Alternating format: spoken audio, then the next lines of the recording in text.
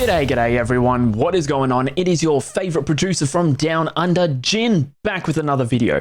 And in this one, I'm going to be showing you guys how to easily make a vintage sounding sample for artists such as J. Cole or Gunna inside of FL Studio. Now this type is the sample that you'll be able to flip in multiple directions, whether it's boom bap, trap, maybe even drill as well. But yeah, if you are new here, would greatly appreciate it if you do punch that subscribe button for me. And while you're at it, click that little notification bell so you get notified every single time that I upload a video. Friendly reminder that I stream live over on Twitch every single day from 10 PM AEST. So if you want to follow me over there and catch up with the shenanigans, would greatly appreciate that one as well. But with that being said, let's get into FL Studio and let's deconstruct this sample. Okay, so here we are in FL Studio, and just like I've said in every single last one of my videos, this sample is honestly not that complicated whatsoever. We have 6 elements. We have 5 melodic and 1 bass. Now, to begin with, I wanted to go for that, guitar feel because I love guitars. So I ended up going to Contact and ended up bringing the Isla Efimov nylon guitar up. Now, I can strongly recommend this Contact bank. Now, with that guitar, I decided to play something really simplistic. Now, all we're doing is we're doing the typical cubeatz method where we play 1 chord and then we either pitch it up or down 5, 7, or a full octave. Now, we are working in the key of E minor at a BPM of 133. Now, to make this one sound a little bit different, instead of working on the root note, the first note in the E minor progression, which is obviously E, I decided to work with its 5th, which is A. Keeping that in mind, I just made a really simple arpeggio pattern that is just really nice, really catchy. And as you can see with the velocities down here, we do actually change it so it actually sounds a bit more human. Now, if I was to break these chords down, we just have a simple A minor triad where we have the A, the C, and then this E. And all I did was I just went by ear and just made an arpeggio where we go back down to the C, up to the D, to the C, back down to the B before it repeats over. Now for the next part, I literally just copied it and pasted it down where we have an E minor triad come in where we have this E, this G, and this B before we go down to the G, up to the A, to the G, and then back down to the F sharp before it repeats. In context, this is what the guitar sounds like.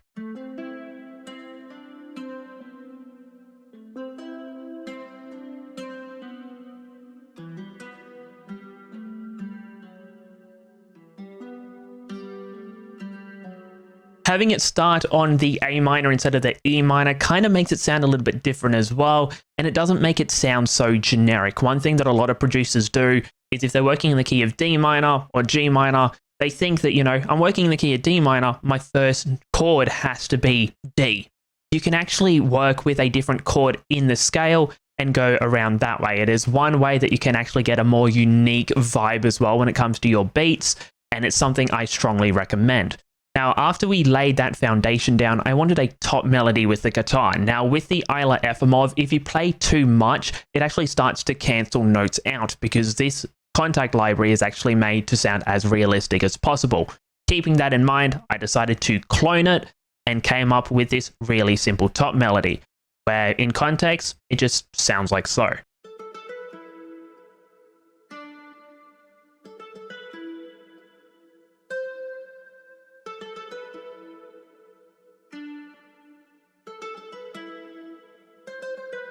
Now, it's just really simple, really simplistic. We are using some triplet bounces with these triplet roll right here, these A's before it goes up to the B, just to give it a little bit of that triplet bounce. Now, effects with the guitar, they are both being routed to channel 1, so they both have the exact same effects. The effects with that one, Valhalla Vintage Verb, where we have the mix on 40%, pre-delay on 0 to K3, and a low cut of 350. A vintage chorus comes in where we're using the second mode. We've turned the noise down practically all the way, and the mix is on 60%. The master wet dry, though, is on 70%.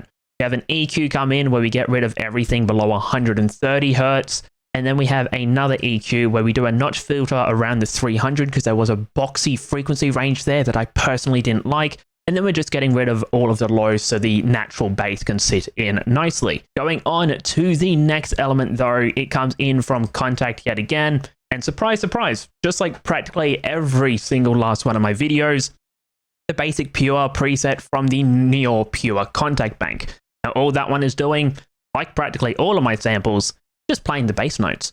Just keeping it really simple, just using it as the natural bass. And as you can see, we're just playing it over 2 octaves. We have this A3, this A2, and then this E2 and E3. In context, it literally just sounds like so.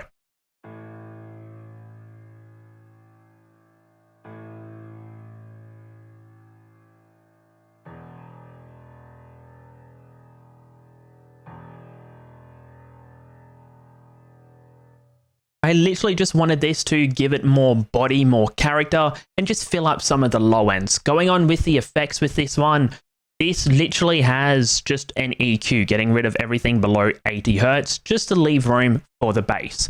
Going on to the next element, comes from Kontakt yet again, but we are using the Sonoscore-free ethnic flute phrases, and we are using this Wanderlust. It is originally in D minor, but because we're working in the key of E, we need to pitch it up by 2. So we go over to this tune and we just bump it up by 2. Now all we're doing is just playing a really simple pattern that starts on D, goes down to B, and then G. I liked those phrases because they, just sounded like they blended in with each other really nicely, but in context, it sounds like so.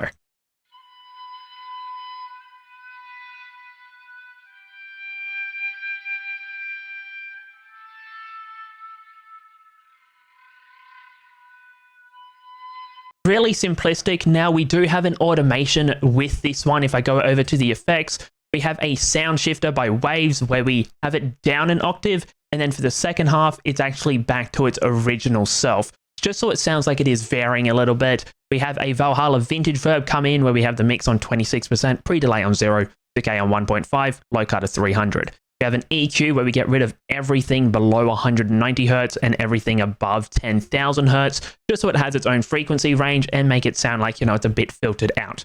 Another EQ comes in where we get rid of all of the lows. We boost the mids a decent amount, just so it stands out a little bit. And then we get rid of some of the high mids, just so, it isn't clashing with the guitar.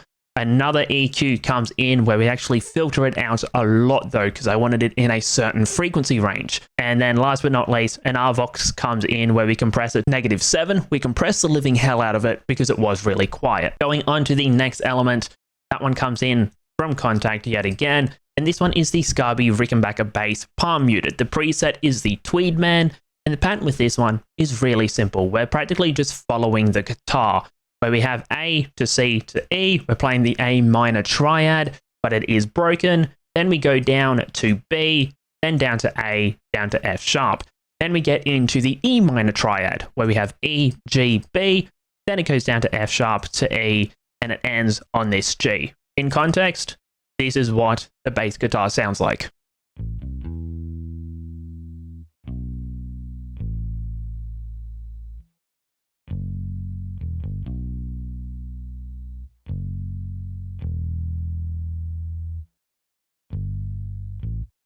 Now, if I didn't cut the lows from the piano and the guitar, this would be clashing with both of them, creating muddiness that we didn't want.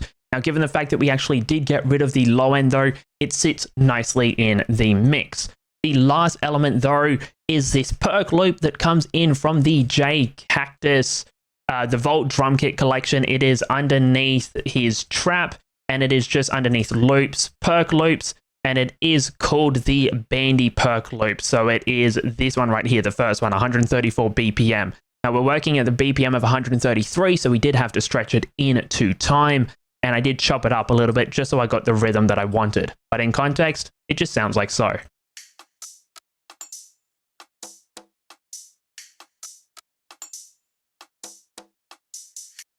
Now that just literally repeats itself over and over and over again. But I just wanted something that would, just give it a little bit of groove, a little bit of rhythm underneath the sample. But yeah, that is how you can easily make a sample for artists such as J. Cole or Gunna inside of FL Studio, the type of sample that can be flipped in multiple directions. If you are new here yet again, would greatly appreciate it if you do punch that subscribe button for me. And while you're at it, flick the little notification bell so you get notified every single time that I upload a video. Friendly reminder, I stream live over on Twitch as well, so if you do want to chuck me a follow over there and catch up with the shenanigans, would greatly appreciate that too. But yeah, thank you so much for watching, and I'll catch you all next week for another video.